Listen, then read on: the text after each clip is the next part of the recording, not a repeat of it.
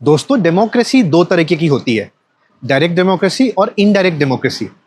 Recently आपने देखा होगा संसद में माननीय सांसद राघव चड्ढा ने एक मुद्दा उठाया है कि हमारे देश में राइट टू रिकॉल की पॉलिसी होनी चाहिए। डायरेक्ट डेमोक्रेसी ये होता है कि जिसमें सरकार की अकाउंटेबिलिटी ज्यादा होती है।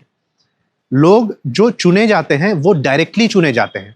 हमारे यहाँ भी कुछ लोग डायरेक्टली चुने जाते हैं, बट कुछ इनडायरेक्ट इलेक्शंस भी हैं। प्लस जो डायरेक्ट डेमोक्रेसी में फैसले होते हैं, मेजर फैसले, उनमें लोगों का मत लिया जाता है। कुछ टूल्स की बात करूं तो उसमें राइट टू रिकॉल, प्लेबिसाइट जिसको आप जनमत संग्रह बोलते हैं, ये सब किया जाता है। तो बहुत सारे यूरोपियन कंट्रीज में लाइक स्विट्जरलैंड एंड ऑल, वहां पे ये फैसिलिटीज अवेलेबल है।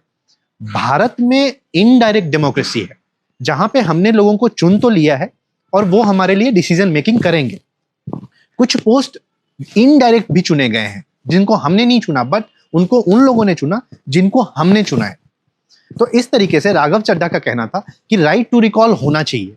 राइट टू रिकॉल का मतलब क्या है कि जिसे हमने चुना है उनको हम अपनी अवधि पूरी करने से पहले अगर हमें लगे कि उन्हें हटा दिया जाना चाहिए तो वो हट जाएं। इसे बोलते हैं राइट टू रिकॉल। अब इसका इतिहास थोड़ा देखते हैं। यह ऐसा पहली बार नहीं हुआ है। एथेनियन डेमोक्रेसी में इसको सबसे पहले इंट्रोड्यूस किया गया था।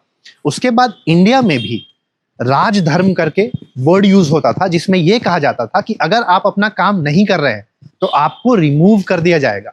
1940s में ही भारत के पॉलिटिकल फिलोसफर हैं एम.एन. रॉय, उन्होंने कहा था कि राइट टू रिकॉल सबसे इंपॉर्टेंट टूल है एक सिटीजन के हाथ में।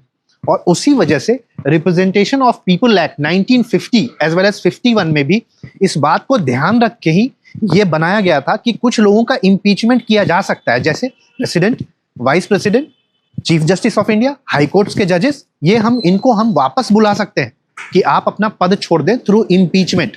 बट ये फैसिलिटी एमएलए, एमपी के लिए अवेलेबल नहीं है, जो डायरेक्ट अकाउंटेबल होते हैं सिटीजन ऑफ द कंट्री के।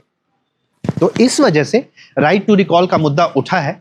यह मुद्दा लगभग 10-15 साल पहले लोकसभा के स्पीकर सोमनाथ चैटर्जी ने भी उठाया था।